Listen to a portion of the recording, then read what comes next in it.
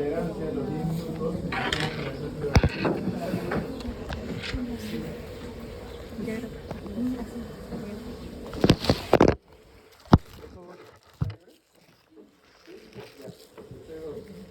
Una de las dos acá adelante y dos adelante.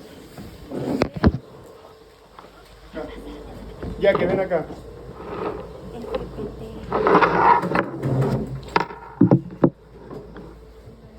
Ya saben que los primeros asientos tienen que ser los primeros en ocuparse. Último ya lo de atrás. Parece la zona VIP en mi clase.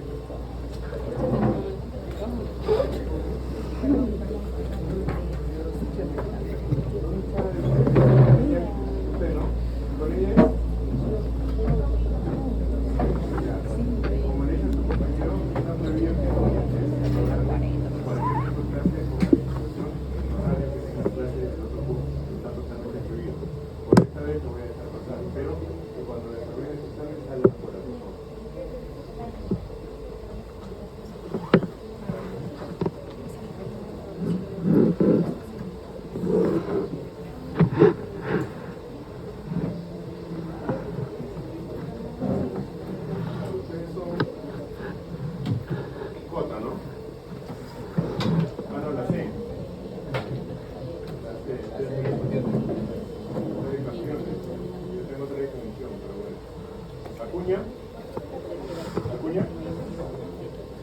Anaya. Presente. Castillo. Presente. Chacón. Presente. Cornejo. Presente. Cubas. Presente. Gómez. Presente. González. Presente. Huarcaya. Presente. Huellanca. Huarcaya y Huellanca. Sí, Huarcaya y Huellanca. ¿Javes? ¿Javes? ¿Pronuncia bien? ¿Más? ¿Morán?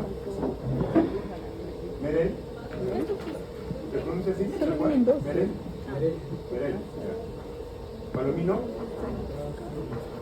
¿Roca? ¿Rojas? ¿Dónde lo tengo? ¿Rosario? ¿Cuánto se peleó? ¿Suárez? ¿Cuántos vienen?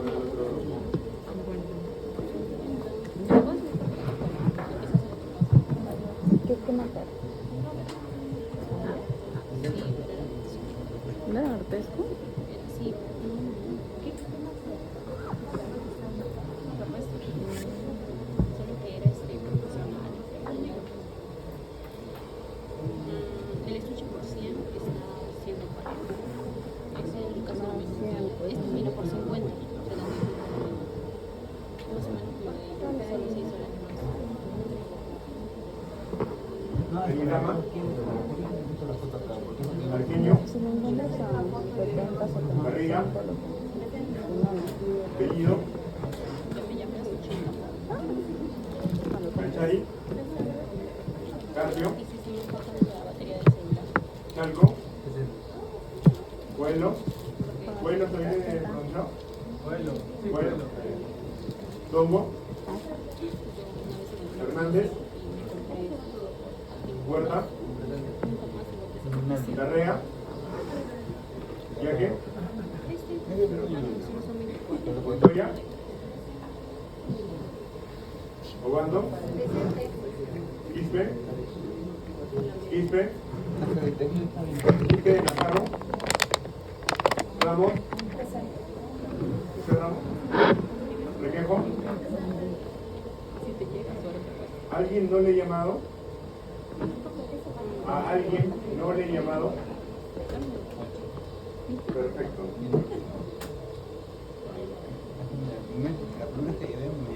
Por favor, vayan verificando semana a semana su asistencia. Ya saben que pasados los 10 minutos pueden ingresar a clase, más no pasar asistencia nuevamente. Y pueden ingresar a clase hasta media hora después de haber empezado. Por Porque a la media hora si llega ya no se le va a dejar entrar. No es disposición mía, es disposición de la universidad. No nos obligan a cumplir a nosotros, sino a nosotros los docentes nos amonestamos por ello. Perfecto. Hoy ya tenemos exposición de farmacodependencia. Bien. A ver, voy a ingresar primero para sacar los números.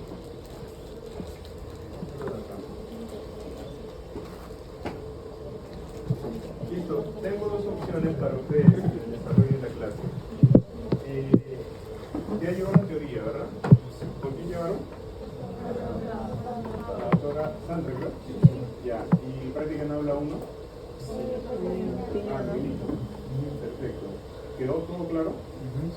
¿Todo quedó claro? ¿O quieren un repaso? Perfecto. Pero eso lo vamos a hacer al finalizar todo lo que ya está planteado en el sílabus. En el sílabus, en la guía práctica, tenemos que cumplirlo estrictamente. Eso es algo también que nos ha mencionado reiteradas veces la universidad. Si nosotros no cumplimos de manera estricta lo que ya está establecido, si nos alcanza tiempo les hago este repaso, ya es que ustedes. Ojo, la retroalimentación de la exposición, ¿quieren que lo haga antes o después que sus compañeros se pongan? Después. Perfecto. Bien, entonces, nada, ya pasé lista. Las comunicaciones finales. La exposición de la rúbrica ya está en el campus, está en el primer día de clases, es posible antes. Se supone o se entiende que todos han hecho la diapositiva, todos en el grupo. Entonces, ustedes establecen el orden, pero en cualquier momento, valiéndome de que todos saben todo, porque todos lo han hecho, puedo decir en cualquier momento cambiar el expositor, ¿sí? Porque todos saben todo. Esa es la idea. Y ahí me voy a dar cuenta quién realmente ha hecho y quién realmente no ha hecho. Las exposiciones, ojo, pueden ser preguntas. Los expositores pueden hacer preguntas al público y esa es parte de la rúbrica, porque ahí dice dinámico, tiene que ser dinámico la exposición. Asimismo, el público puede hacer preguntas a los expositores y bueno, el docente también, o recalcar algunas cosas. Al final de cada exposición se me acercan los expositores para yo mencionarles un orden y decirles, de acuerdo a rúbrica, porque voy a pasar punto por punto la rúbrica a los expositores, en qué cosas han fallado, en qué cosas deberían mejorar, en qué cosas lo hicieron excelentemente bien. ¿Sí? Y ahí mismo lo voy a decir. ¿Está bien o no está bien? ¿Sí? Perfecto. ¿El repaso de qué tema lo quieren? Que les haga al final.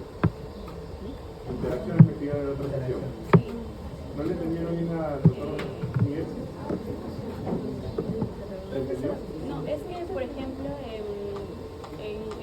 una práctica que tuvimos, nos daban un concepto para lo que era la potenciación, por ejemplo, y cuando hemos tenido práctica, es que al momento de darnos los conceptos, como que nos han mezclado lo que es la potenciación con la facilitación. Ajá. Es que los conceptos son parecidos. Ya, son parecidos. Lo que es que dependiendo de la literatura que vean. Unos libros que yo conozco bastante es Capsule y Goodman. Por más que son pilares, claves en la farmacología, ambos no están totalmente de acuerdo en todo. Ambos autores. ¿Ya?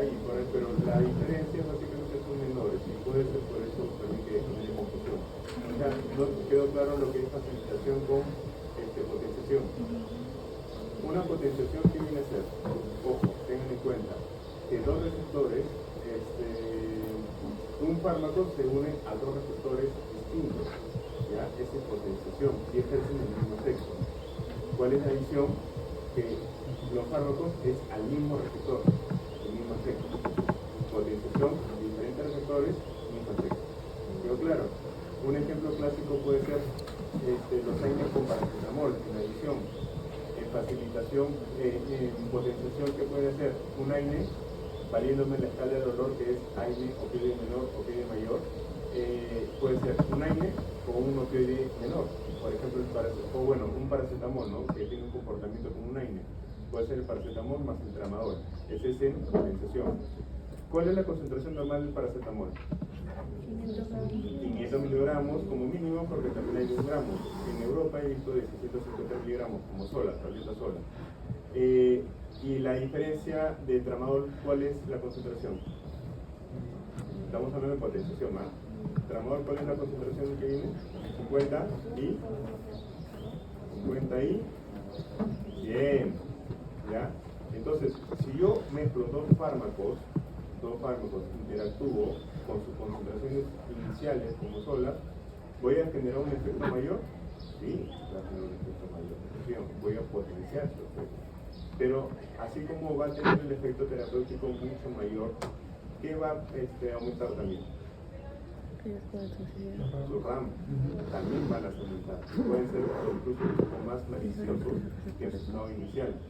Por eso normalmente cuando hay esta combinación de fármacos y hay medicamentos en su forma de marca, en su forma comercial, en algunos laboratorios, que en una misma tableta está paracetamol más tramadol, ¿ya?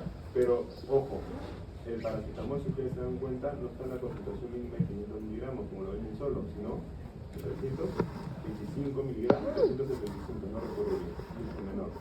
Y el tramadol, que debería ser 50 como mínimo, como lo venden solo, lo venden más de 27.5 miligramos de tramadol. ¿Ya? ¿Por qué? Porque genera ese efecto potenciador y va a generar también RAM mucho más alto de lo normal. Y es por eso que esa disminución se llama lo que, y el efecto que va a generar potencial, lo que se llama como potenciación. Facilitación, ¿cuál es? Que es entre dos fármacos, pero que uno tiene la naturaleza de afín y otro no. Un ejemplo clásico es la amoxicilina más el ácido clavulánico. ¿Por qué será? ¿La amoxicilina es un antibiótico o no? ¿Y el ácido clavulánico es antibiótico? No. Pero protegía la amoxicilina de los... ¿Por eso, tío?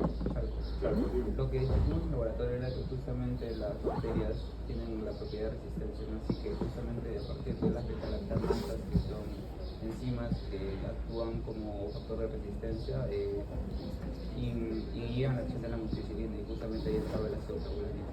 Claro, para ordenarnos un poco, ¿ya que? No, ¿cuál es tu tío? La área, dime.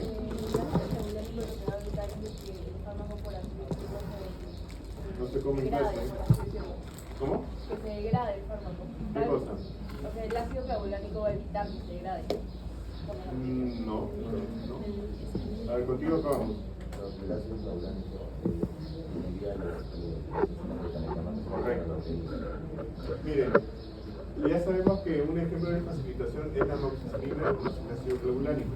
La amoxicilina es el único antibiótico, el ácido clavulánico no. ¿Cuál es el beneficio que va a otorgar? Las bacterias, en su mecanismo de defensa, en su forma como defenderse ante las antibióticos, ante las penicilinas, ¿cuál es? Generar beta-lactamases. ¿Ya? Ese es su mecanismo de defensa y con eso frenan a los antibióticos, entre ellos la amoxicilina. ¿Qué va a hacer el ácido clavulánico? Va a inhibir a las beta-lactamases. Entonces, si lo inhibe a las beta-lactamases, que es su escudo, su defensa de las bacterias, para que no entren los antibióticos, entonces va a dejar el camino libre ¿a quién?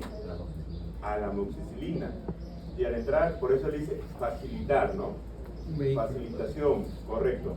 No tiene un efecto, o sea, el mismo grupo farmacológico, sin embargo va a ayudar a que entre la amoxicilina y no se enfrente a esa beta-lactamasa que va a frenar su acción antibacteriana. ¿Quedó claro? ¿Sí? Ese es un ejemplo claro, ¿ya? Y para graficar un poco,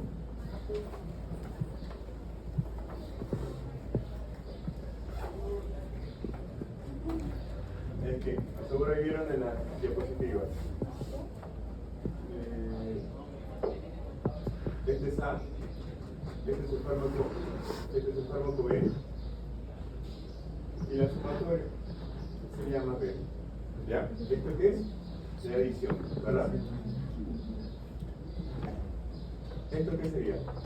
A más B, potenciación. A más B. ¿Esto qué sería? Listo, ¿quedó claro? ¿Quedó claro? ¿Sí o no? Esa cara de preocupación. ¿Puedo volver a repetir? Sí, cómo no. Recordemos que en sinergismo puede ocurrir, no, por eso depende de la literatura. Creo que ahora en la diapositiva no están considerando facilitación o no. Sí, sí está considerando, pero lo que no consideraron era la edición. ¿La edición no considera? Ya. Ojo, es que la edición o potenciación creo que era. No consideran uno, creo. Potenciación, no consideran. Ya, ¿por qué? Porque en adición y potenciación se puede interpretar como algo igual. ¿Ya? Es algo igual. ¿Por qué? Porque va a sumar, ¿no? O más. ¿Ya? Algo clásico que ustedes pueden ver en adición, ¿qué cosa es? Que 1 más 1 es igual a 2. En potenciación, que 1 más 1 es mayor que 2. Y en facilitación, que es 1 más 1 es menor que 2. Y un ejemplo es que A más B normal, adición, está más arriba, el A más B, dependiendo del fármaco y su naturaleza, que se llama potenciación, y un intermedio por bajo de la adición es facilitación. ¿Ya? Una interacción medicamentosa se puede dar en, ¿cómo se llama? En factores, en alimentos, pero ya está en su cabeza. Ya está en su cabeza. Pueden darse con alimentos, como por ejemplo el jugo de naranja, el jugo de naranja, el jugo de toronja, con algunos antihipertensivos, por ejemplo. También se puede dar con suplementos, por ejemplo la leche, con suplementos, y otro también con los mismos fármacos, con otros fármacos, y también con condiciones médicas. Por ejemplo, ¿a qué se refiere condición médica? ¿Con qué fármaco? Creo que la semana pasada expliqué el mecanismo de un AINE, inhibidor no selectivo de la COX, puede producir gastritis. Ah, claro. Lo expliqué la semana pasada. Podría ¿no? ser la gastritis Con los AINES. con antibiótico. No, el tipo de interacción por condición médica es gastritis, AINES. Ah, sí, claro. Correcto. ¿Ya? ¿Quedó claro? ¿Alguna pregunta? ¿Duda? Para ir a empezar con la exposición. ¿Quiénes van a exponer? Levante la mano. ¿Cuál? ¿Quién más? Los tres. Perfecto. Ya. Salgan adelante. Adición.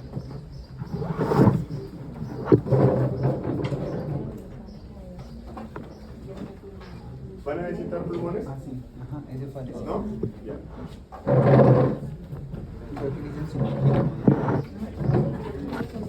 Eso depende, o de forma general lo que les he explicado. Ustedes tienen que hacer mayor relevancia o tener mayor atención a lo que dice su diapositiva, pero en base es eso, ¿ya? Creo que en algunos no lo consideran sus diapositivas, pero básicamente el concepto es lo mismo.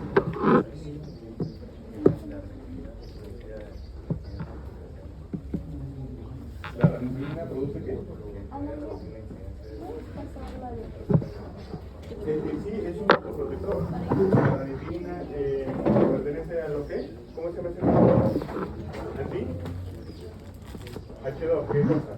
La ranitidina. Correcto.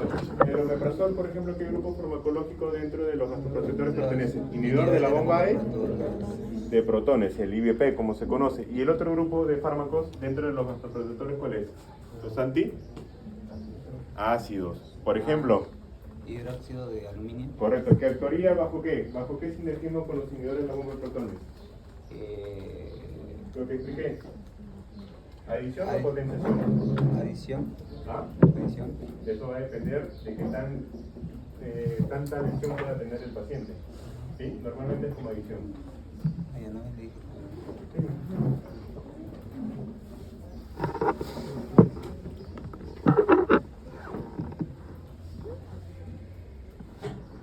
Por supuesto. Eso viene a ser no necesariamente debería ser capacitación. Correcto.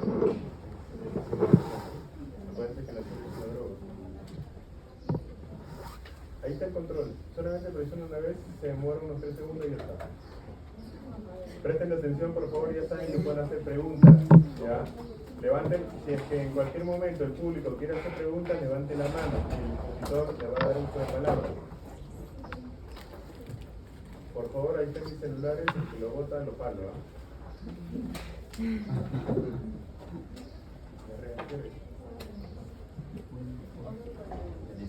¿Puedo empezarlo? rato. Ya, bueno. Buenos días a todos. El seminario de hoy día A ver, es... esperen un momento. Les voy a indicar cómo se realiza primero una presentación. Todos los expositores tienen que estar al frente, ¿ya? Al frente. Uno de los expositores hace la introducción, presenta el tema y cada uno se presenta. Y después de la presentación ya solamente dejan solo el frente al expositor. ¿Sí? Perfecto. Parados, bien erguidos, listo. Acción. Bueno, como le venía mencionando, el seminario de hoy día es farmacodependencia y bueno, a continuación me presento, soy Carlos Blisman Alirama y mis compañeras. Me llamo Neido Anaya Juárez. Y mi nombre es Acuña Quintana Yossi. Bueno, a continuación abordaremos el siguiente índice. En este caso vamos a empezar con un pequeño caso clínico como reflexión desde la experiencia, la definición y clasificación de la farmacodependencia, la importancia del tema en este caso. También vamos a abordar lo que es las bases de la farmacodependencia, la fisiopatología y los tableros terapéuticos, algunas indicaciones, criterios clínicos y laboratoriales. También vamos a abordar lo que es la línea de tratamiento farmacológico y no farmacológico, el cual está relacionado con también lo que sería la farmacocinética, farmacodinámica, la eficacia, la seguridad, y terminaremos con un caso clínico también. Bien, acá tenemos un caso clínico. En este caso se trata de un varón de 27 años, el cual acude al servicio de urgencias aproximadamente a las 3:45 de la mañana, ¿no? La sintomatología que presentaba era un dolor opresivo en el mitoras izquierdo, tenía pánico, crisis de ansiedad, que empezó 40 minutos después de consumir medio gramo de cocaína por vía nasal. A la llegada estaba nervioso, eufórico, con discurso discontinuo, ¿no? Comenta que se encontraba en una fiesta cuando consumió esta sustancia, y el cual también estaba acompañado de náuseas, cefalea y dolor abdominal y con habla continua, ¿no? El paciente también está con habla continua. También es consumidor de tabaco y que consume aproximadamente 15 cigarrillos desde los 16 años, ¿no? Y bien, a continuación vamos a proceder a desglosar todo este caso. En este caso también abordaremos de los toxíndromes para poder... Pero regresa al anterior, por favor. Ahí, ¿qué puedes interpretar? ¿Cuál es el desenlace? Ya, en este caso, hemos incluido este caso de cocaína porque tiene un RR, en este caso lo vamos a abordar adelante, un riesgo relativo de adicción de 4, ¿no? Que, digamos, entre todas estas sustancias de adicción es el que mayor relevancia sobre los demás posee, ¿no? Y bueno, acá nosotros podemos observar que se trata de cocaína, ¿no? En este caso, esta sustancia se caracteriza por presentar algunas sintomatologías, en este caso no tenía el paciente, pero también es, digamos, la midriasis es una de las, digamos, características principales de esta sustancia. Ya. ¿No? Voy a sacar mi laptop. Bueno, más que todo quería acá hacer relevancia sobre la cocaína y el riesgo relativo de adicción, ¿no? Que a continuación, digamos, entre la clasificación de las sustancias lo voy a... Solamente para señalar, ahí 3:45 cuando dice, ya se sobreentiende que es la madrugada. Ahí es redundancia, ¿ya? Solamente siga, por favor. Bien, ahora con lo que respecta a la definición, según la OMS, define a la farmacodependencia, en este caso también puede ser drogodependencia, como el consumo de drogas causada por una interacción, ¿no?, entre el organismo y el fármaco. Y es capaz de modificar el comportamiento de la persona o del paciente. Y para también desglosar estas terminologías, adicción se entiende, ¿no?, en este caso como la dependencia física y psicológica de una sustancia por uso permanente, frecuente e incontrolable, ¿no?, en este caso. Y la dependencia es la demanda que hace el organismo por consumir algunas sustancias, dado que algunas sustancias, al tener, digamos, receptores no saturables, hace que el organismo a mayor dosis se genere mayor beneficio en este caso. Esto es lo que hace que se genere dependencia. Lo que quiero decir es que a menores concentraciones es probable que el paciente entre en lo que sería un síndrome de abstinencia, ¿no?, que es justamente la supresión brusca de la administración de una droga al paciente. Y por su parte, la tolerancia sería la pérdida progresiva de sus efectos de la droga por el uso reiterado, ¿no?, principalmente. Y bien, acá la clasificación de estas sustancias lo podemos subdividir entre lo que sería la mecanística y según sus efectos, ¿no? Entre lo que podemos destacar acá, podemos decir que la nicotina está dentro de los estimulantes, el alcohol, los sedantes y los narcóticos están dentro de los depresores, ¿no? Principalmente relacionados con los citocromos, en este caso el alcohol, ¿no? Y los alucinógenos encontramos la ketamina, el toleno, el éxtasis y el LSD. Y por su parte encontramos también las sustancias del grupo 1, 2 y 3. Y acá hacemos hincapié en lo que sería el RR, ¿no? Que es justamente el riesgo relativo de adicción, ¿no? Cuando digamos la droga tiene un RR de 5 es altamente adictivo, y cuando la droga tiene un RR de 1 es mediana o bajamente adictiva, ¿no? Y aquí justamente encontramos a la cocaína, que es un fármaco que se encuentra dentro de los grupos que se unen a los transportadores de aminas biogénicas, el cual tiene un momento, digamos, de adicción de 5, ¿no? Principalmente su efecto es bloquear la captación de dopamina, ¿no? Que más adelante lo vamos a detallar en lo que sería la fisiopatología y tablets, ¿no? Acá también encontramos a la nicotina con un riesgo relativo de 4, también encontramos las anfetaminas con un riesgo relativo de adicción de 5, y digamos en este caso la mescalina, el LSD, ¿no? Que también es consumido, solo va a tener un riesgo relativo de 1, ¿no? Según este libro que es el Taxus, ¿no? 2017. Ahora, la importancia del tema, ¿no? Se entiende, ¿no? O pues que se entiende que la farmacodependencia, al estado tanto psíquico y físico resultante de la interacción entre el organismo y el fármaco, implica, ¿no? El patrón del comportamiento de una persona. Es importante, ¿no? Saber de este tema, ya que de esta forma nosotros podemos correlacionar estos patrones que de alguna otra forma generan dicho comportamiento en estas personas, ¿no? Y también en base a lo que serían los datos epidemiológicos, sabemos que acá, según el porcentaje o el número de pacientes que mueren por cada 1000 habitantes, ¿no? En este caso, hace mayor relevancia en analgésicos opioides, en el cual el grupo etario va desde los 45 a 54 años con mayor índice de muertes. Y también entre los mayores, digamos, sustancias que se consumen, en este caso sería la marihuana en un 67.5%, seguido de analgésicos, el 14%, ¿no? Principalmente. Y también para hacer hincapié, ¿no? Que actualmente hay una crisis de opioides en Estados Unidos, ¿no? Principalmente con los fentanilos, ¿no? Y más que todo esto también tiene relevancia al hablar de drogodependencia o farmacodependencia como el caso. Bien, ahora vamos a hablar sobre lo que serían las bases de la farmacodependencia, ¿no? Y si nos remontamos a cómo es que se desglosa todo este tema de la farmacodependencia, es pertinente hablar en este caso de James Hall y Peter Milner, ¿no? Que mediante una serie de experimentos en ratones, ellos descubrieron de alguna otra forma la relación entre los núcleos, ¿no? Las cortezas y las vías, para generar esto lo que sería el sistema de motivación y recompensa, ¿no? Por eso es que se los considera a ellos como precursores del sistema de motivación y recompensa. En este caso, ellos observaron que al inducir a la rata por medio de electrodos a nivel de lo que sería el área ventral tegmental, estos, digamos, generaban la liberación excesiva de dopamina a nivel del núcleo accumbens y la corteza prefrontal, generando lo que sería el beneficio. Y por medio de esto también la dependencia. Esto generaba que la rata, bueno, en este caso acá lo estamos observando, constantemente procedía a presionar esta palanca para liberar, ¿no? La descarga, ¿no? En estos electrodos, y nuevamente generaba lo que sería la dependencia, y así sucesivamente, ¿no? Según estos dos autores.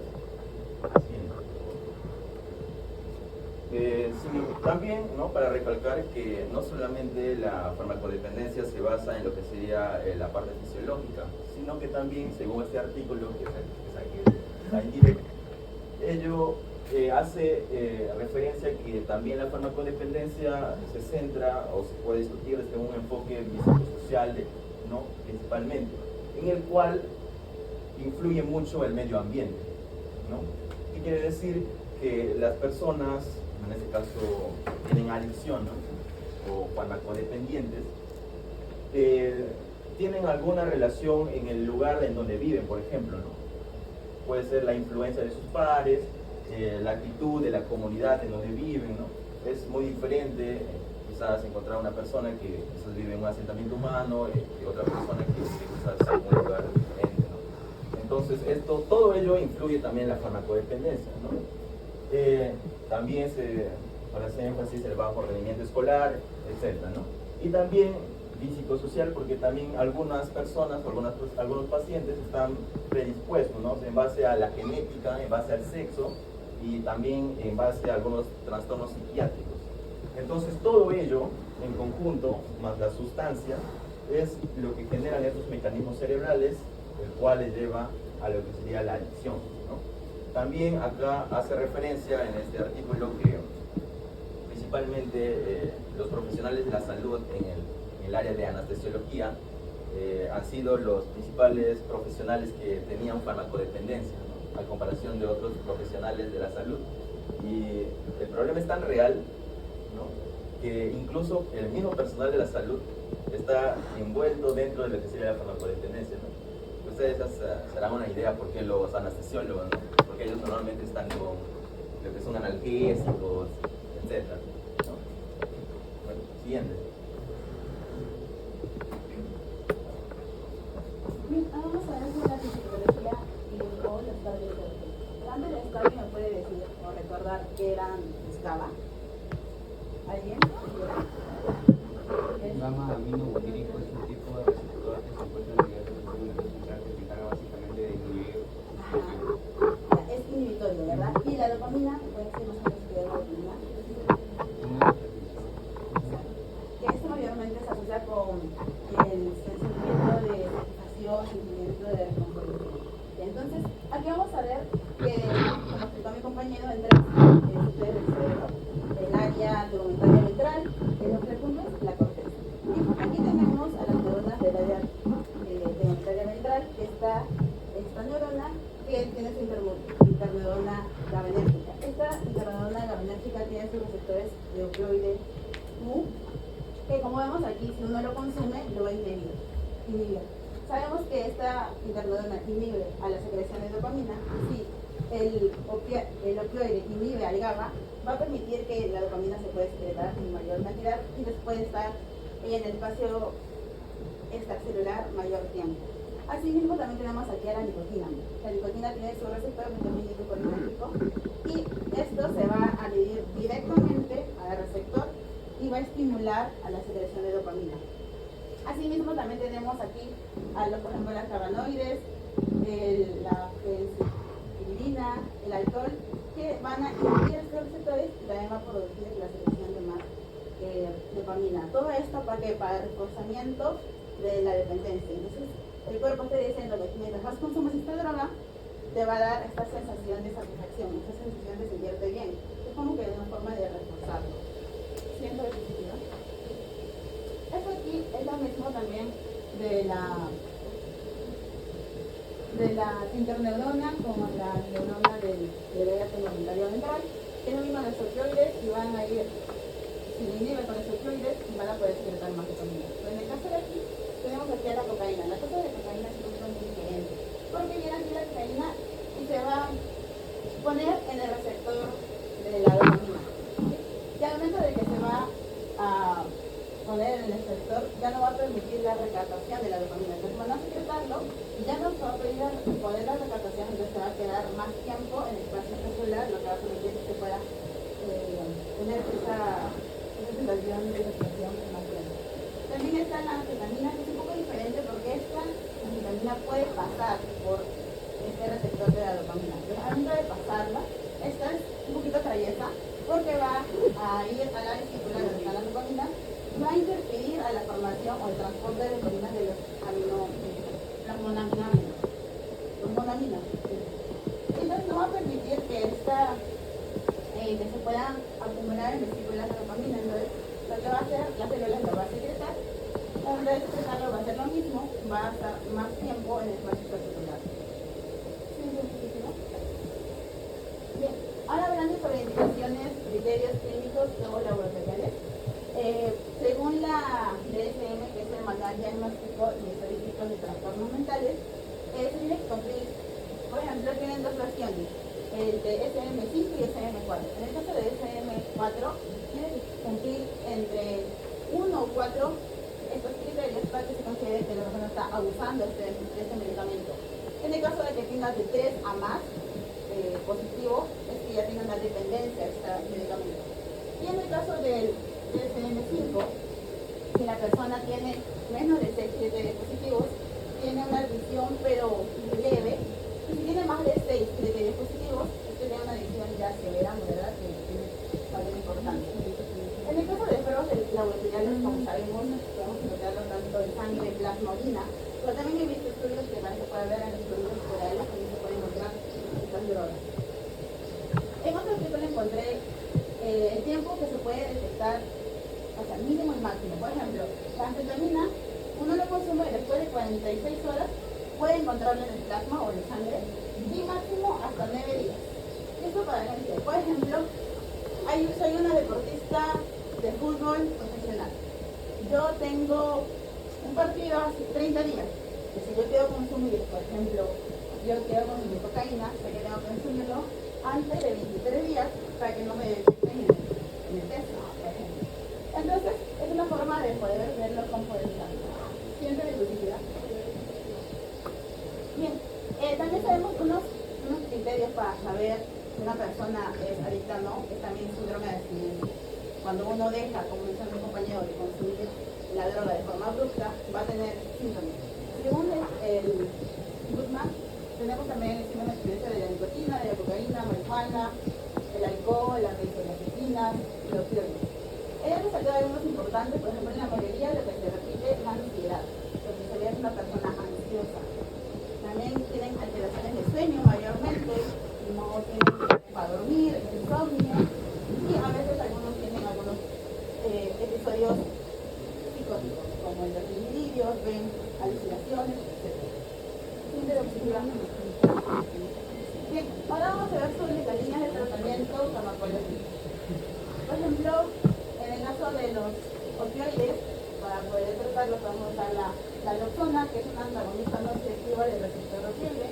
¿Y esto qué hace? Esto nos ayuda a poder revertir los efectos agudos de los opioides y también nos ayuda a poder reducir un poquito los síntomas del síndrome de abstinencia.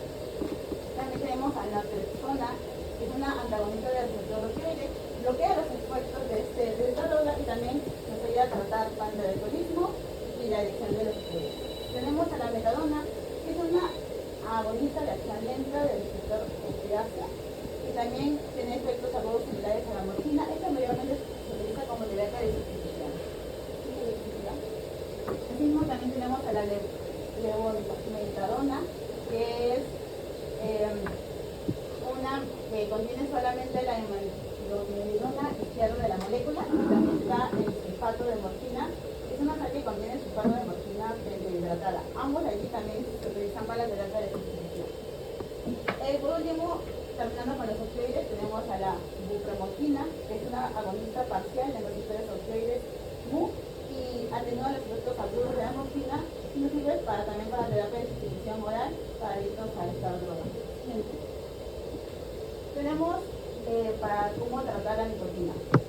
Podemos recetarle vareniclina, que es una agonista parcial del receptor de acetilcolina nicotínico del tipo alfa 4 beta 2. Ocurren los efectos gratificantes del tabaquismo y también te ayuda a tener mayor conciencia de los colores. Y esto te ayuda a dejar fumar, porque como dice su propio mecanismo de acción, hace que no tenga los mismos efectos. O sea, al momento de fumar, uno dice, ya no siente lo mismo que antes, pues ya no sirve tanto fumar. Siguiente diapositiva, también quiero hacer hincapié en esta parte. En el caso de la nicotina es una droga muy potente porque su reforzamiento es muy rápido. La nicotina con una nada solamente dura 7 segundos, disculpa, en su pico.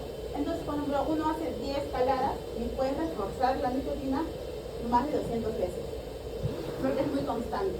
Entonces, cuando una persona esté muy adicta a la nicotina, no le puedes dar así abruptamente, porque va a tener otra vez síndrome de abstinencia y va a requerir muy rápido a volver a consumirlo. Es muy difícil tratar este tipo de síndrome. Por ejemplo, pues hay otra opción de terapia de sustitución, de poner, por ejemplo, chicles, parches o sales bucales, y esto tiene un tiempo más prolongado, y como su propio nombre le dice, es como una terapia de sustitución que nos ayuda a poder tratar ese tipo de síndrome.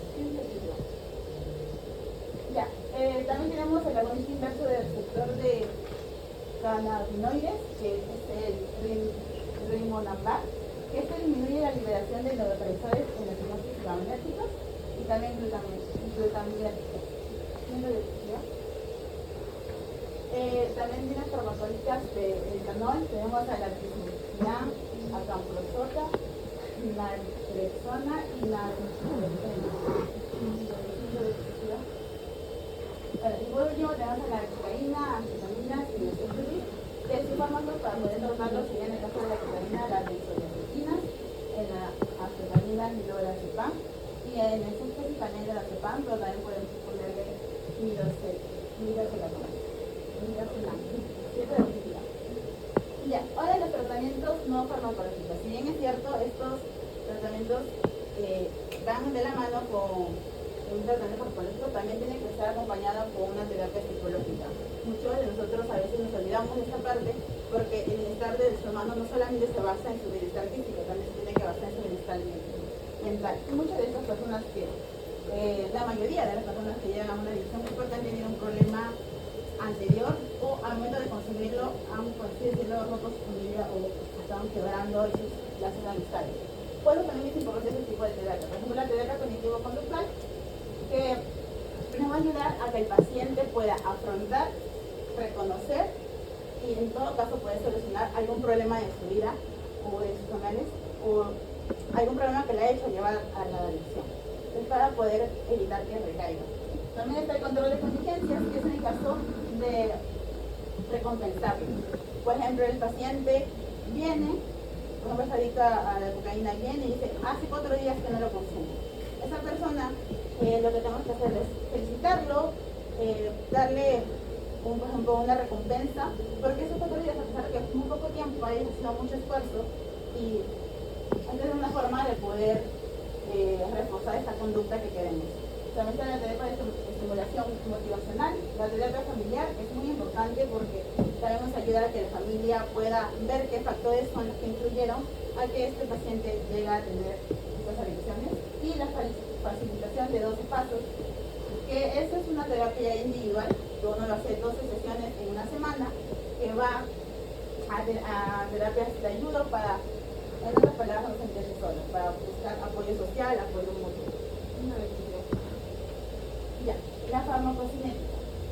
La farmacocinética, como mencionó mi compañero, en la farmacodependencia se divide en 3 clases. En la clase 1 tenemos a la morfina, la éxtasis y el etanol.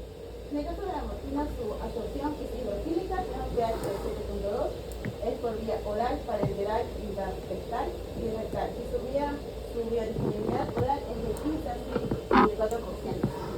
Tiene una distribución del 35% de unidades hemáticas o proteínas hemáticas, y también puede pasar por la barrera hematoencefálica y hipersensoria, pero aquí hay una clave. La morfina, más o menos el 10% de la morfina se va a metabolizar en morfina 6-glucurónico, que no tiene tanta facilidad de poder pasar la barrera hematoencefálica, pero tiene mayor potencia que la morfina, entre unos 4 o 6 veces más potente. Su metabolismo es metabolizado por el hígado, 450, y su metabolismo es de 3,6 y glucurónico. Su excreción, el 90% se hace por orina, el 10% por heces, y tiene un tiempo de vida media de 1.5 a 2 horas. El éxtasis es hidrofílico, tiene un pH de 3, se puede adquirir de vía oral, y su vía de disponibilidad oral es de 88%. Tiene el 1% de unión de proteínas hemáticas y también puede pasar por barreras hematoencefálicas y placentarias. Su metabolismo es principalmente semialdehído, ciclínico y ácido gamma-aminobutírico. Su extensión es por CO2, por pulmones, 1% se va en orina y su tiempo de vida medio es de 20 a 50 minutos. En el caso del cannabis, es lipofílica, tiene un pH de 6.3, vía oral o intrapulmonar. En el caso de que sea oral, es una biodisponibilidad de 5 a 12%. En el caso de que sea intrapulmonar, tiene una biodisponibilidad de 15 a 30%. Su distribución es entre el 95 al 99% se une a proteínas climáticas y también puede pasar por barreras encefálicas y intestinales. En este caso, su metabolismo también es en el hígado, pero por el CYP450 de CYP12. El principal metabolito activo es el 11-hidroxitetrahidrocannabinol y también es secretado por el 65 y el 20,5% en orina y su tiempo de vida media es 4 horas. Siempre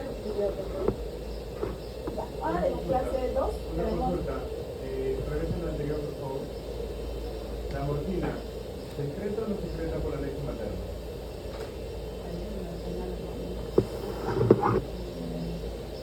¿Marco?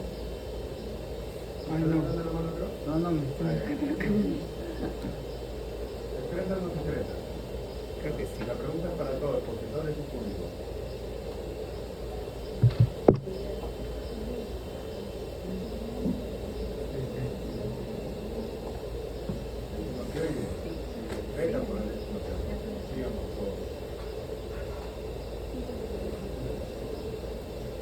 Tenemos a la nicotina.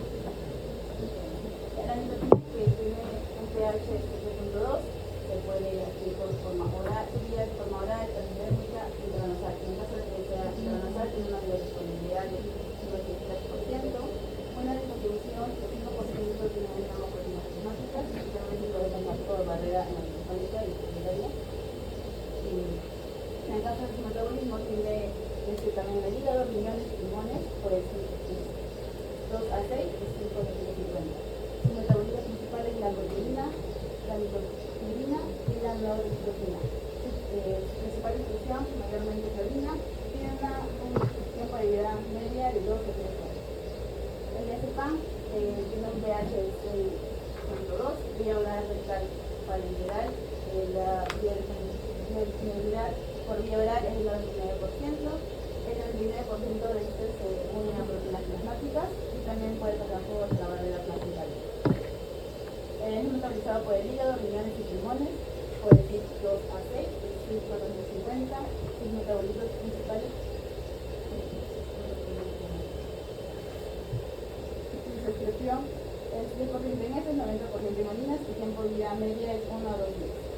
En el caso del etanol, el pH es 7.3, vía oral solamente puede ser por vía oral, biodisponibilidad vía oral se divide en dos, el nivel gástrico y el intestino delgado. En el caso del nivel gástrico se absorbe mayormente el 20 o el 30% y en el intestino delgado ya se absorbe lo que queda, el 70 o 80%. La distribución, nada se une a proteínas climáticas y también se puede pasar por la barrera hematocefálica o intestinal. Se metaboliza por oxidación en el hígado entre un 90 o un 98% y se excreta endodepática de 20 a 30%, pulmones de 50 a 60% y renal de 5 a 7%.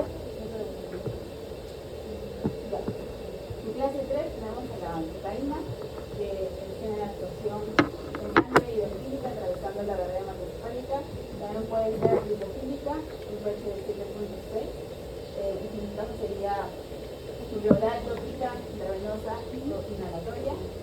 La biodisponibilidad en el caso de vía oral es 30 a 40 y la biodisponibilidad en el caso de inhalatoria es de 10 a 20%. La distribución es 90, el 90% se unen a proteínas climáticas y también atraviesan la barrera hematocefálica y intestinal. El metabolismo es en el hígado, genera los metabolitos benzoiletogonina y ergometilamitriptofano.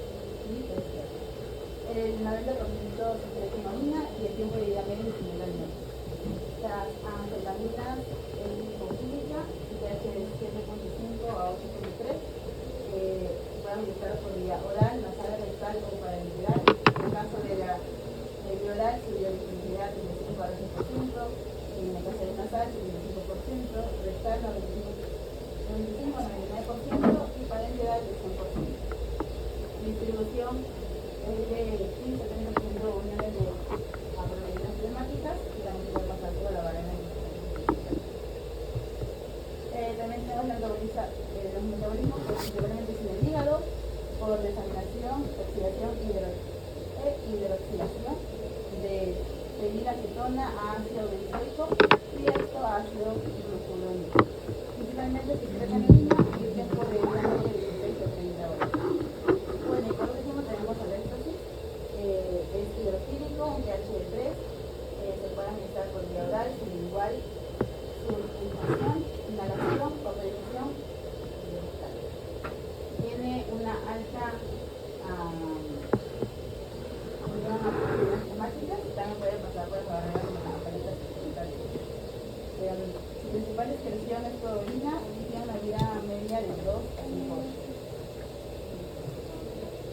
Con respecto a la farmacodinámica, hablando de la clase 1, que son el grupo de fármacos que están unidos a receptores acoplados a proteínas G, tenemos a los integrantes, que básicamente son los mismos fármacos que hablamos de la farmacodinámica. El mecanismo de acción es que los integrantes, por ejemplo la morfina, va a tener o va a disminuir la AMP intracelular y esto va a hacer que se liberen los neurotransmisores, en este caso el neurotransmisor GABA, que como sabemos es un inhibidor. Y esto va a hacer que se bloquee la transmisión de estímulos de dolor y asimismo pues vamos a ver que GABA va a afectar o va a hacer que las personas se den efectos de euforia, analgesia y depresión, ¿no? Tiene una alta potencia, además es muy eficaz y con respecto al efecto máximo pues es por vía oral y en 60 minutos va a ser también por vía muscular, ¿no? Que se da entre 50 y 90 minutos. La duración del efecto, como mencionado, el inicio de acción y la duración del efecto es por vía intramuscular que va de 2 a 5 horas, ¿no? Y las demás van de 4 a 5 horas, por la venosa y la oral. Y bueno, con respecto a la dosis, en cuanto a adultos, esto se debe aplicar de unos 5 a 20 miligramos por cada 4 horas y además la vía, si lo aplicamos por vía intravenosa, tenemos que dar de 2,5 a 10 miligramos diluidos 4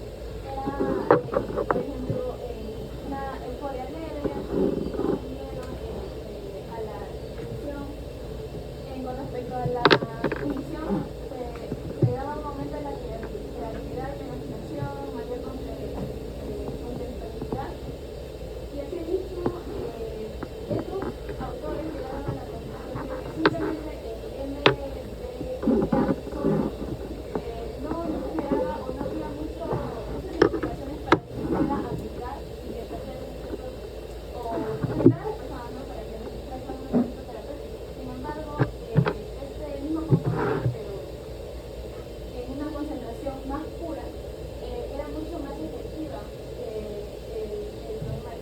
Entonces, lo que se intentó demostrar aquí es que tenía un potencial importante para que se pueda intervenir en las personas que padecen de este trastorno de estrés postraumático y de esta manera puedan llevar un tratamiento incluso hasta de por vida para que puedan mejorar sus condiciones con los síntomas que ellos presentaban. Entonces, tendría mayor probabilidad de que tenga una reducción significativa de las contracciones de los síntomas del trastorno de estrés postraumático y podría mantenerlo en un seguimiento prolongado, ¿no? De los tratamientos.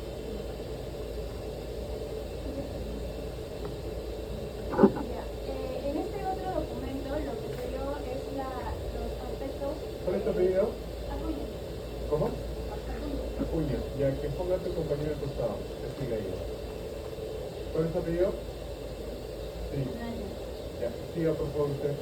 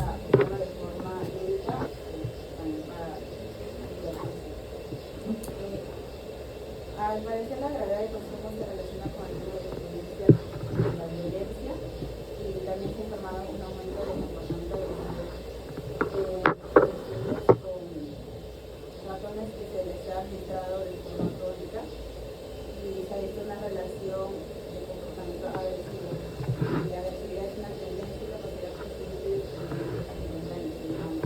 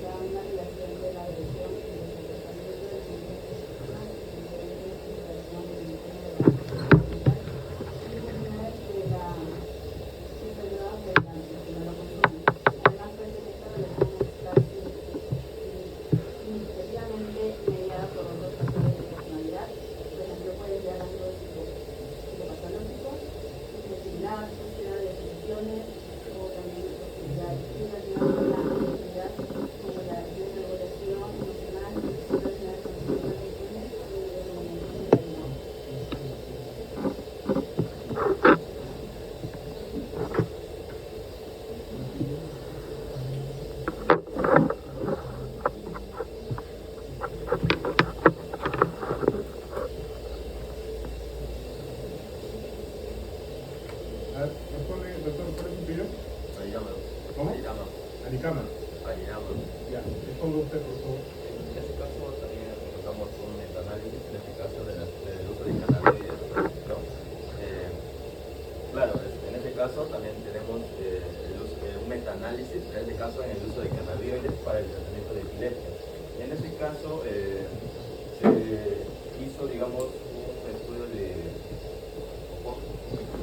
y el periodo de evaluación es de bueno, en este caso, digamos, no es un estudio de tipo transversal, pero es longitudinal, porque acá podemos observar que hay un periodo de evaluación, ¿no? En este caso, para este estudio, digamos, se emplearon las investigaciones de estos autores desde 2000 hasta el 2018, ¿no? Y esto es con lo que se refiere al número de pacientes que ellos consideraron. Ya, en resumen, claro, acá está el estudio de cohortes, ¿no? Y en este caso se evaluó lo que es, digamos, la respuesta terapéutica de los pacientes con epilepsia, quienes fueron, digamos, aparte de que se todo, digamos, una sustancia de cannabinoides, también son las fármacos antiepilépticos. Ahora, lo que concluye este metaanálisis es que existen dos alternativas terapéuticas, ¿no? En este caso el CBD purificado al 100% y el extracto de cannabis enriquecido también con CBD. En este caso la evidencia científica con el extracto de cannabis enriquecido con CBD no es suficiente para tomar decisiones terapéuticas, a diferencia de los extractos de cannabis que sí han sido enriquecidos con CBD, ¿no? El CBD purificado al 100% sí tiene una evidencia científica sólida, ¿no? Que surge a partir de los ensayos clínicos controlados y aleatorizados, ¿no? Los cuales apoyan su uso para el tratamiento de epilepsia refractaria en el síndrome de diabetes y el síndrome de Villar-Bonita principalmente.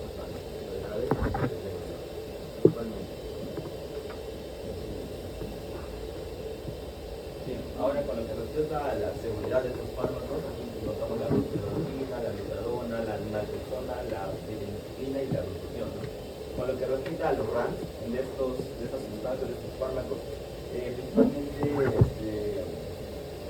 encontramos lo que es, en el caso de la buprenorfina, el dolor de cabeza, miosis, hipotensión, hipoventilación, vómitos e hipoidosis.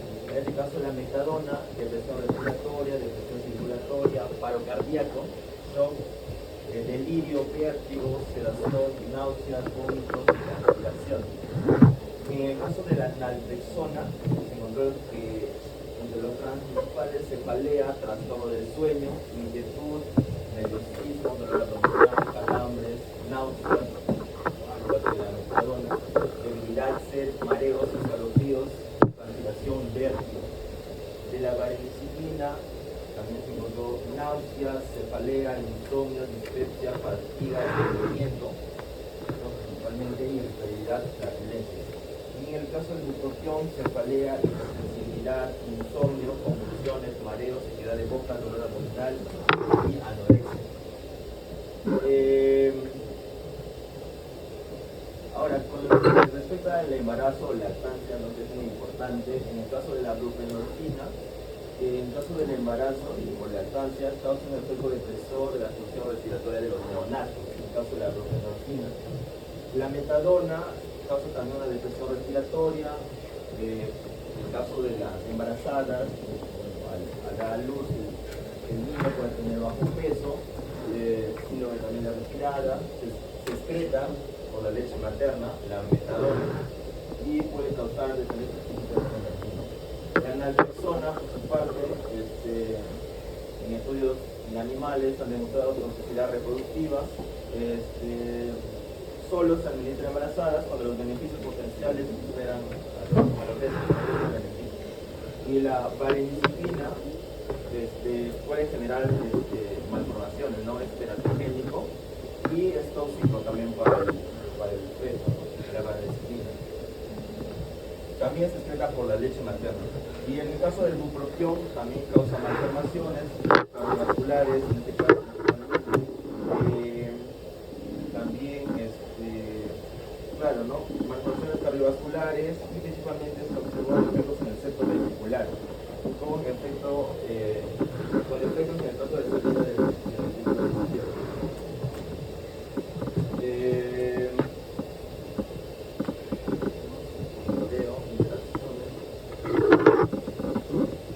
el monitoreo de la buprenorfina, función respiratoria, hay que tener en cuenta siempre, y trastornos cardiovasculares. En el caso de la metadona, la frecuencia cardíaca, la frecuencia respiratoria, la presión arterial y la temperatura. En el caso de la persona, la función hepática, ¿no? Hay que tener cuidado en el caso de hepatópatas y trastornos cardiovasculares. En el caso de la insulina, pacientes psiquiátricos, trastornos conductuales y también trastornos cardiovasculares. Y del mismo forma leucopsión, pacientes psiquiátricos y también trastornos conductuales. Siguiente.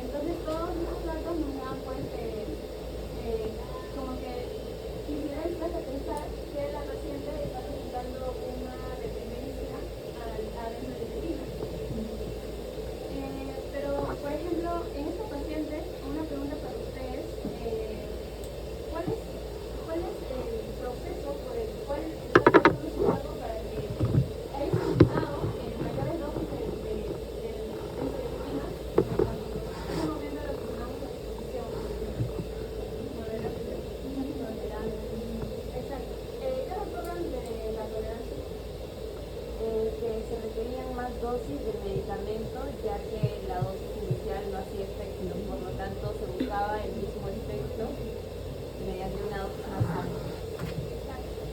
Y bueno, también he escuchado hablar mucho de la fisiología, que es un fármaco altamente demandado en nuestro país.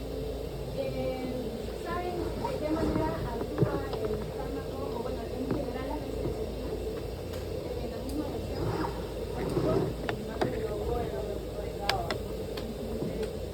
Bueno, el GABA es el principal neurotransmisor inhibidor del sistema nervioso central, entonces lo hace el causante principal del sistema nervioso. Exacto. Básicamente tienen un efecto científico sedante, ¿no? Y actúan incrementando la función del GABA. Entonces, GABA es un neurotransmisor inhibitorio que va a generar la inhibición de muchos, bueno, generalmente afectan muchas áreas del cerebro que van a generar que se haya una inhibición de muchas actividades de las personas. En este caso, sobre todo con los receptores GABA. Bueno, ¿ustedes creen que la paciente está presentando un síndrome de abstinencia? ¿En qué consiste este síndrome? Representa un desequilibrio metabólico mental, presenta ansiedad, hiperactividad, insomnio, cortisol, parálisis, sudoración, concentración. Está indicado por el control de receptores, si no me equivoco, justamente como su cuerpo está acostumbrado a que sus receptores, específicamente, como dice mi compañera, benzodiazepínicos, que son específicamente una subunidad de los GABA, justamente están acostumbrados a saturar. Entonces, lo que sucede es que al momento de que no presenta el estímulo, que en este caso serían las benzodiazepinas, justamente lo que pasa es un desequilibrio, no básicamente de neurotransmisores, y por eso que trata de compensar ello con una mayor estabilidad y justamente presenta lo que nos compañeros. Y actualmente es muy difícil predecir si la persona va a generar o no este síndrome de tolerancia o dependencia a la antidepresiva. Generalmente sí suele pasar, y sobre todo cuando la persona tiene antecedentes personales como en este caso, porque ya tenía dependencia múltiple sustancia. El caso completo también nos comentaba que por ejemplo, ella seguía viviendo en la casa de sus padres, ya tenía 16 años y tenía un hijo de 12 años. Además, tiene historia familiar de dependencia del rol del padre y una historia de maltrato en el ámbito del hogar familiar, y la madre ya está diagnosticada de distimia. La distimia es una forma, digamos así, de presentar depresión, pero de una forma más alargada en la persona recurrente. Bueno, a continuación el siguiente caso. La siguiente caso que tenemos es un paciente varón de 40 años que acude a consultar para tratamiento de su dependencia de tabaco. Solicita tratamiento de su alcoholismo motivado por la presión del entorno laboral y familiar. Está soltero, de gusto de semanas y trabaja en una empresa como contable. Este paciente mide 1,70 m de altura, pesa 111 kilogramos de peso, está inscrito con índice de masa corporal de 38.1,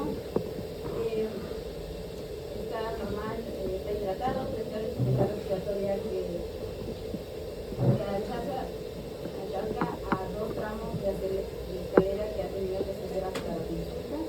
Tiene tensión arterial de 140 sobre 105 kilogramos de frecuencia cardíaca de 90, frecuencia respiratoria de 18, una oxigenación cardíaca normal, oxigenación pulmonar se escucha aumentando disperso por todos los campos, grandes y más bajas pulmonares.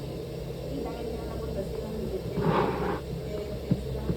leve, que tiene una dependencia seria de y frente al número 12, que tiene una sintomatología de de menor rango. Tiene antecedentes importantes, con el hipertensión de edad que tratan con hemoglobina de trombofilia hace 5 años. También tiene neumonía pulmonar hipertensiva hospitalario hace 2 años, y se colesterol en tratamiento de inmunoglobulina. Y también tiene una glucemia basal, una ayuda de 123, colesterol total de 143, y también tiene somnolencia diurna, debido a que como tiene cuadro de apnea de sueño, no puede dormir bien, entonces tiene somnolencia diurna, y está diagnosticado hace 6 meses. Tiene un cuadro de ansiedad y depresión, es formador mayormente de 50 a 55 cigarrillos al día, y no declara usado otro tipo de droga. En este caso, que me acaba de decir, es un poquito largo, ¿qué les llamaría la atención? ¿Qué les atrae este caso? No sería el que tiene muchas patologías, aparte de su adicción. Y más aún la cantidad de cigarros que fuma. Ajá, como cigarros al día. En este caso, podemos decir que tiene una adicción a la nicotina, sino como vimos también antes. ¿No pueden decir cuál sería, o cuáles son los síntomas de abstinencia que podría verse en la nicotina?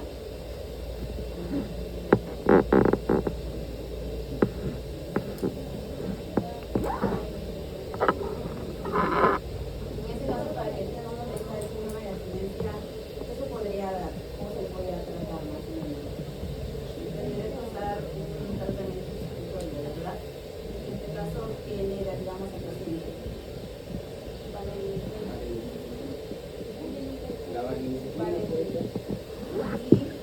Y apenas sería un tratamiento de hemoglobización. Aparte de eso, también podemos ponerle parches o como mencioné, un tratamiento sustitutorio para que no haya la acción prolongada, para que pueda ayudar y evitar que tenga ese síndrome de abstinencia.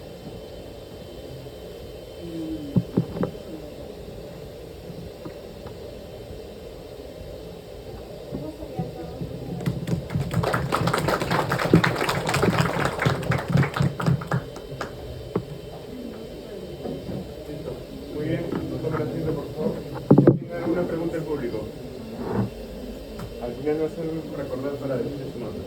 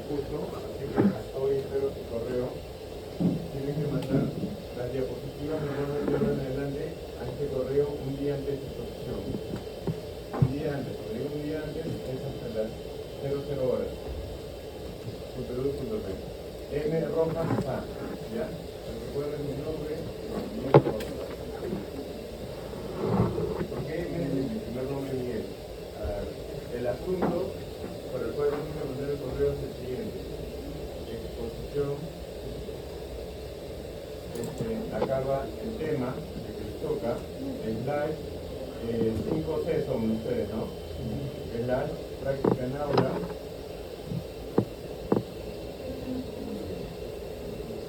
Slide 2023-02. ¿Sí? Bajo ese asunto, díganme si van a tomar foto para subir el marco. Tomen la foto, por favor. Al grupo que puso hoy, el día de hoy hasta la medianoche, espero su correo. ¿Sí? Todos con ese asunto y a ese correo. ¿Ya?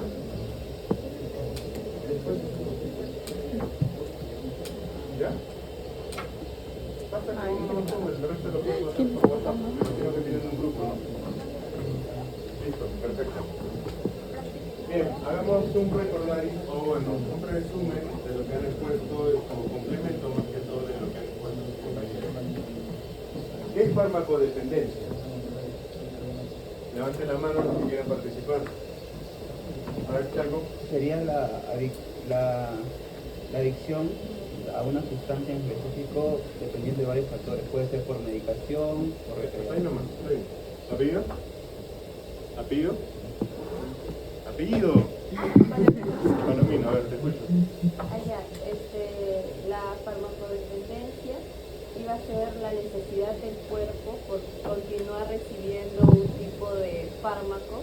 Si este es retirado, iba a haber un desequilibrio metabólico, como si fuera necesario para poder sobrevivir y poder mantener la universidad. ¿Apellido?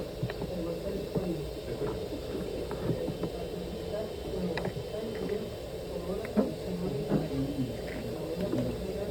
¿Condición médica nada más?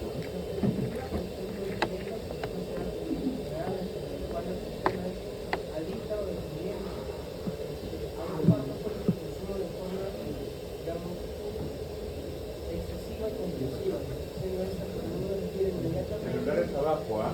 Celulares abajo, ya lo he dicho en el primer día de clase. Continúe, por favor. Entonces, ese también es utilizado con los profesores, como puede ser de los efectos, de ambiente, con la parte genética, y también hay un factor... Parte genética. ¿Farmacodependencia por parte genética seguro? O sea, lo que tengo entendido, que había leído que por la parte biológica había algunos estudios que una persona puede llegar a detectar ciertas enzimas que para el metabolismo del fármaco que pueda consumirlo pueda ser, digamos, más propenso a que se vuelva adicto al fármaco que está consumiendo. Ya, a ver, ¿la rega?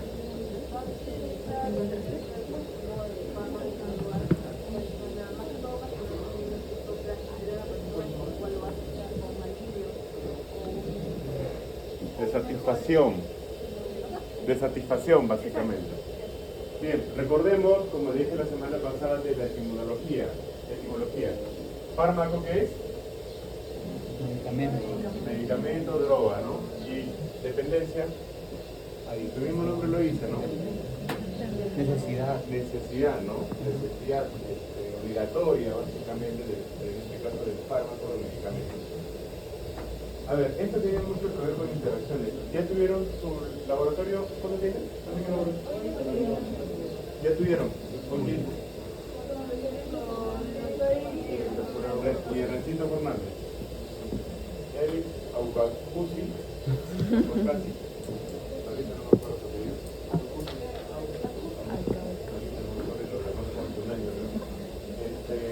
Y Rencito Fernández.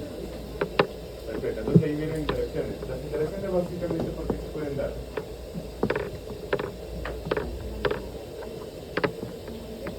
¿Quién levanta la mano? A ver, tú, Carolina, a ver, ¿quién?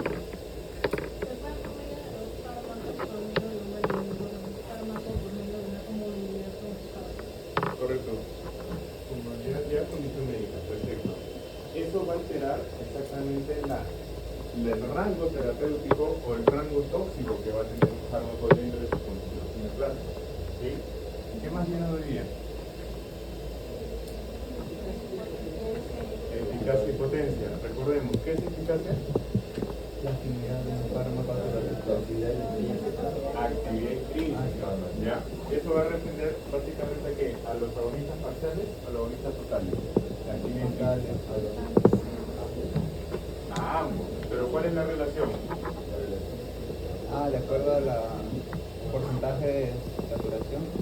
No. Un agonista total va a tener mayor actividad intrínseca.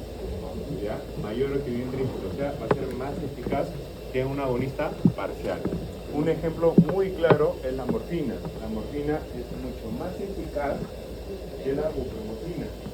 Mucho más eficaz. Quiere decir, dentro del rango terapéutico va a generar un efecto mayor en comparación a la buprenorfina. Pero, este fármaco va a ser menos potente que la buprenorfina.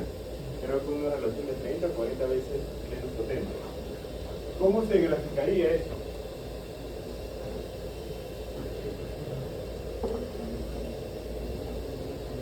¿Recuerdan que les comenté la semana pasada?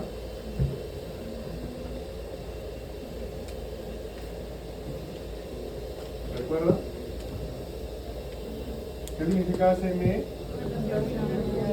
CMT. Máxima tolerada o mínima tóxica. Pero en cualquiera de los dos términos es lo mismo. A ver.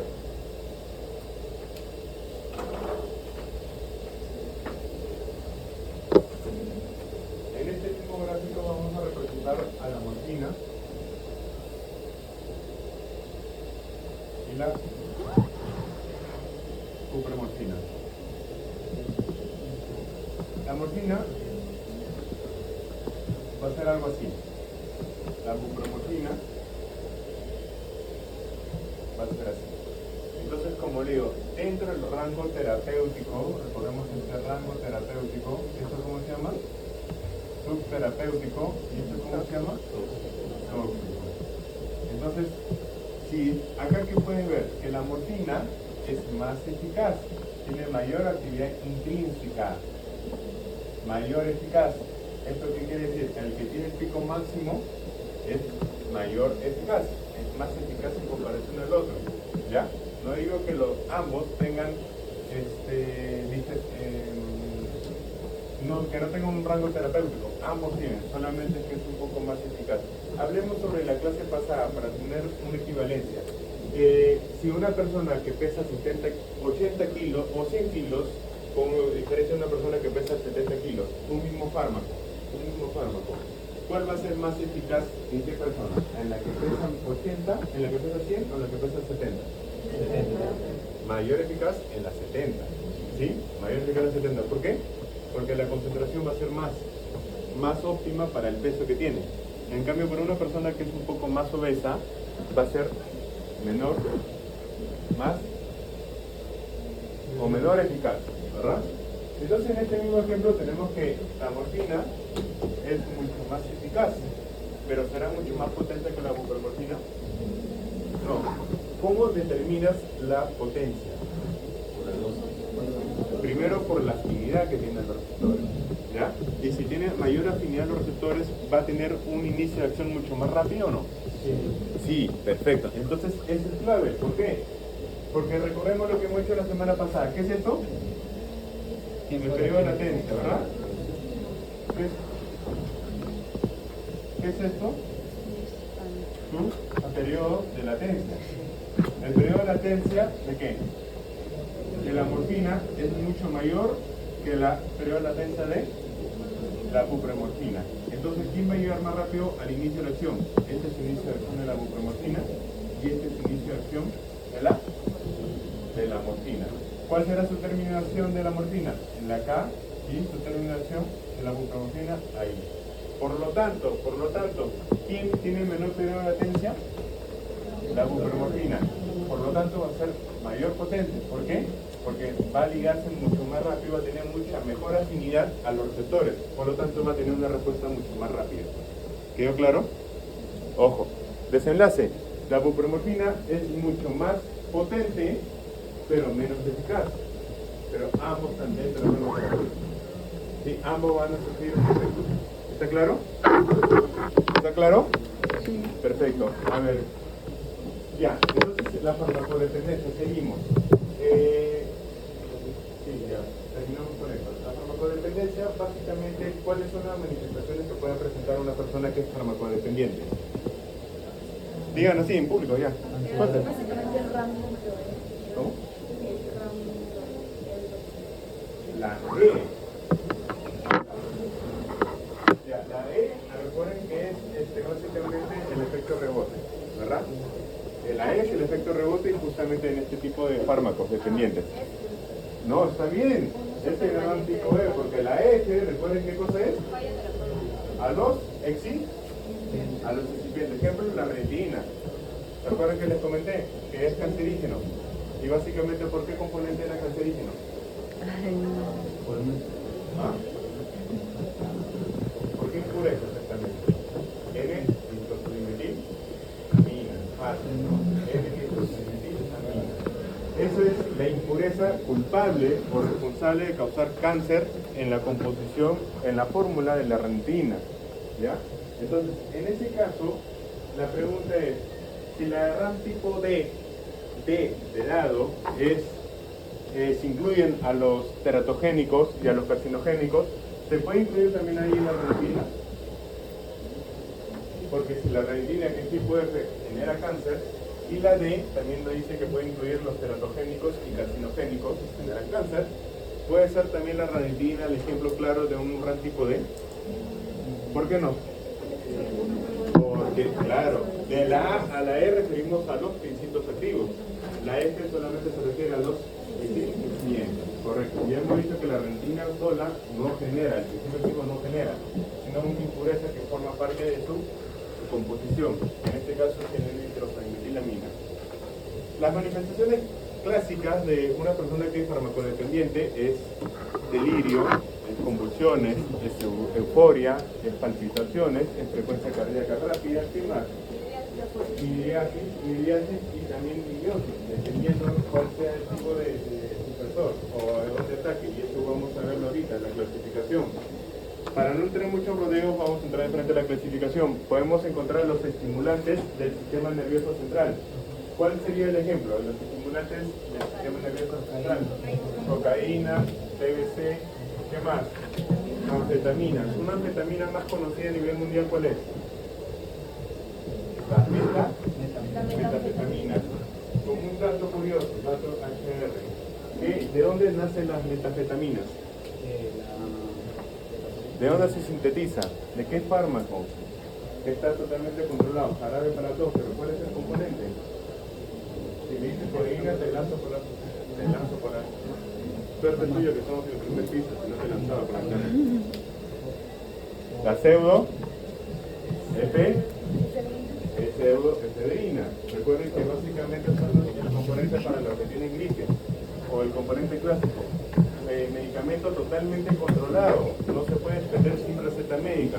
¿Por qué? Porque normalmente en Estados Unidos utilizan esto o compran grandes cantidades sin ningún tipo de control para fabricar la metanfetamina. Y ahí hay una composición ahí extraña. Igual se usa este tipo de anfetaminas como independiente para el tratamiento.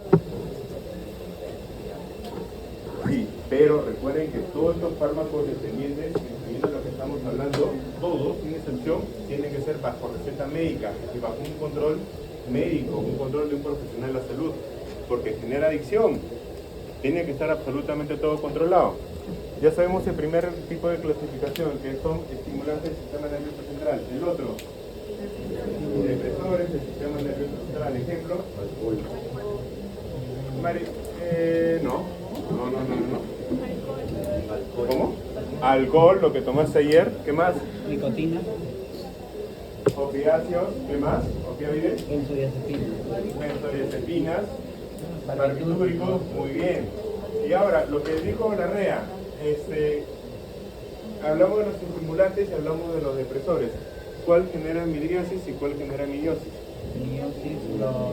Midriasis son los estimulantes, estimuladores del sistema nervioso central. ¿Y qué es midriasis? De la pupila. ¿Y qué es midiosis? Contracción de la pupila. Ojo, miosis. No me vayan a poner como el examen pasado que me pusieron meiosis. Es división celular. ¿Ya? Miosis. ¿Ya? Esa meiosis, ¿qué cosa es? Contracción de la pupila. Y es clásico de los estimulantes o depresores del sistema nervioso central. Depresores del sistema nervioso central. Muy bien. El siguiente grupo, ¿cuál es? A los alucinógenos, o también conocidos como drogas psicodélicas. ¿Ya? Ahí están la marihuana, cannabis sativa. ¿Cuáles son sus manifestaciones? Acá se va a partir en dos. Sí, se va a partir en dos. ¿Por qué? Porque en algún momento, cuando esté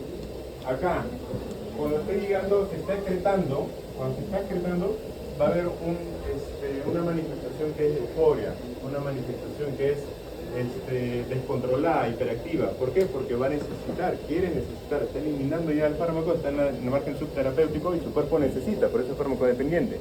Entonces va a hablar como loquillo, ¿no? Pero cuando ya consumió, está satisfecho, por lo tanto va a estar relajado. ¿Sí? Son dos eventos, ¿ya? Y el último, para acabar.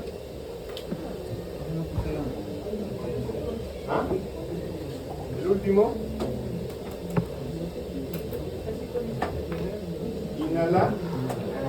Inhalatorio. Ejemplo, lo que paran ahí debajo del puente.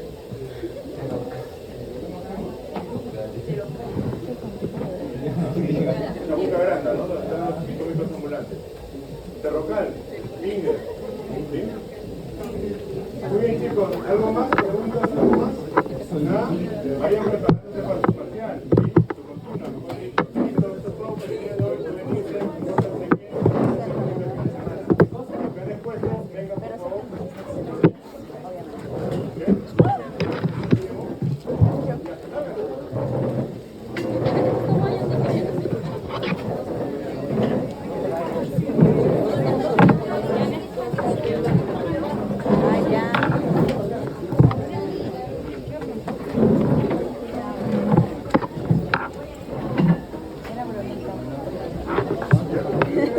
A ver, las que pusieron, por favor, rápido.